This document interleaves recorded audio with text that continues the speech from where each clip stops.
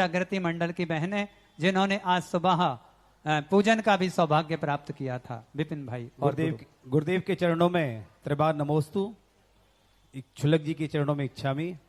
गुरुदेव पिछले 3 दिनों से व्हाट्सएप या फेसबुक या इंस्टाग्राम के माध्यम से पूरे देश में एक सूचना चल रही है, खबर चल रही है कि कोल्हापुर के जैन मठ से जो एक हथनी पिछले 33 वर्षों से एक जैन मठ में रहती थी, उसको अंबानी परिवार ने पहले तो उसको मांगा कि हमें हमारी बनतारा जो अहमदाबाद के पास में वहां पे ले जाने दो, लेकिन उसे जैन समाज ने मना कर दिया।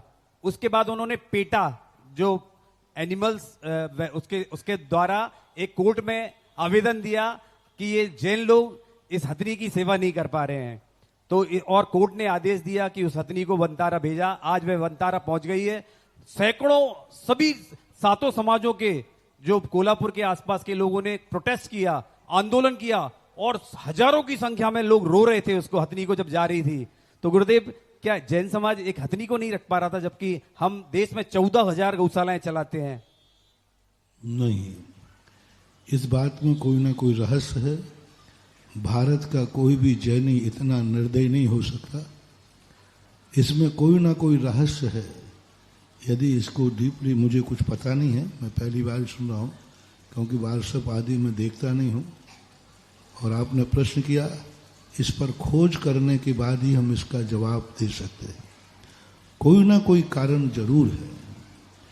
जब धर्मात्मा किसी से मुख मोड़ लेता है तो समझ लेना चाहिए बहुत बड़ी कोई ना कोई रहस्य है।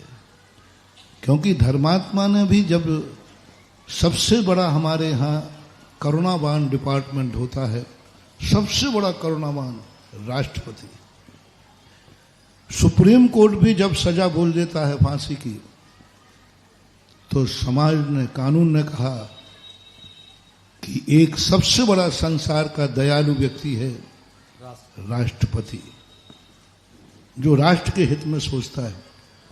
उस दयालु के पास एप्लीकेशन लगाओ, सुप्रीम कोर्ट से बड़ा। लेकिन जब राष्ट्रपति ने ही याचिका खारिज कर दी, समझ लेना चाहिए वहां कोई ना कोई इतना जघन्यतम अपराध है, तभी राष्ट्रपति जैसा दयालु जो सुप्रीम कोर्ट की याचिका को भी खारिज कर सकता है, उसने तुम्हारी याचिका खारिज कर दी। तो आज संसार में माना जाता है कि जैन समाज अहिंसक है। वहां एक हथनी के प्रश्न पे इतना बड़ा कोर्ट केस हो गया, इतनी बड़ी बात हो गई। इसमें जरूर कोई रहस्य होना चाहिए। लोग जरूर ये कहेंगे राष्ट्रपति बड़ा निर्दयी था, उसकी शरण में गया लेकिन उसको भी नहीं बचा पाए। अब वो नहीं समझ पाएंगे कि राष्ट्रपति की कितनी मजबूरी थी कि उन्होंने दया के स्थान को, बहुत बड़ी स्थिति। तो ऐसी स्थितियां आ जाती हैं कई बार स्थानांतरण करना पड़ता है। उसके कोई ना कोई रहस्यपूर्ण होंगे। अधूरी बात सुनकर हम कोई भी इस पर टीका टिप्पणी नहीं कर सकता। विमर्श जागृति मंडल की बहनें अपनी जिज्ञासा रखें और अगले क्रम पर तैयार रहें।